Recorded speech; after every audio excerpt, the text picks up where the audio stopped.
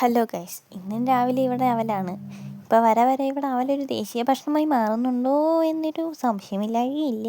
ഇന്നും രാവിലെ കാപ്പിക്ക് എന്നതാ ഉണ്ടാക്കുന്നതെന്ന് നോക്കിയപ്പോഴത്തേന് കഴിഞ്ഞ ദിവസം വാങ്ങിയ അവലിൻ്റെ ബാക്കി ഇരിക്കുന്നെങ്കിൽ പിന്നെ അത് തന്നെ ഉണ്ടാക്കാമെന്ന് വിചാരിച്ച്. ഒരിടയ്ക്ക് ഇവിടെ ഏത്തക്കയായിരുന്നു ദേശീയ ഭക്ഷണം. എന്നും രാവിലെ ഏത്തക്ക പുഴുങ്ങി കഴിക്കുക. ഇപ്പം പിന്നെ 2-3 ദിവസമായിട്ട് അവലായിരുന്നു. ഇന്ന് പിന്നെ രാവിലെ കാപ്പിക്ക് ഞങ്ങൾ രണ്ടുപേരേ ഉള്ളൂ. അപ്പോൾ പിന്നെ ഞങ്ങൾക്ക് രണ്ടുപേർക്കുള്ള ചായയൊക്കെ എടുത്ത് അതൊക്കെ ആയിട്ട് പോയിരുന്ന് കഴിക്കാമെന്ന് വിചാരിച്ച്. അവലിൻ്റെ കൂടെ ഏത്തക്ക പുഴുങ്ങിയതും കൂടെ ഉണ്ടെങ്കിൽ അടിപൊളിയാണ്. പുട്ടൊക്കെ ഇട്ട് കുഴച്ച് കഴിക്കുന്നവർ അവലിൻ്റെ അകത്തിട്ട് കുഴച്ച് കഴിച്ചാൽ മതി, അടിപൊളി ടേസ്റ്റാണ്. രാവിലത്തെ കുറച്ച് പാത്രം എല്ലാം കഴുകാനുണ്ടായിരുന്നു, അതെല്ലാം കഴുകിയൊതുക്കി. ഞാനാണെങ്കിൽ കുറച്ച് തുണി അലക്കാൻ ഇട്ടിട്ടുണ്ടായിരുന്നു, അതെല്ലാം പിന്നെ കറങ്ങി ഉണങ്ങി വന്നപ്പോഴത്തേനും അതെല്ലാം കൊണ്ട് വിരിച്ചിട്ട്.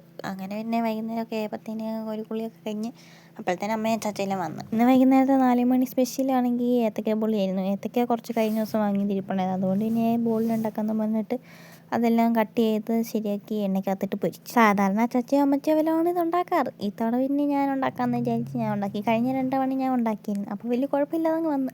എന്നാൽ പിന്നെ ഈ തവണ ഞാൻ തന്നെ ഉണ്ടാക്കാമെന്ന് പറഞ്ഞുകൊണ്ട് ചീഞ്ചട്ടിയിലായത് കൊണ്ട് ഒരു ഏത്തക്കേനെ എന്തോരം മുറിച്ച് ചെറുതാക്കാമോ അത്രയും മുറിച്ച് ചെറുതാക്കിയിട്ടായിരുന്നു ഉണ്ടാക്കിയത്.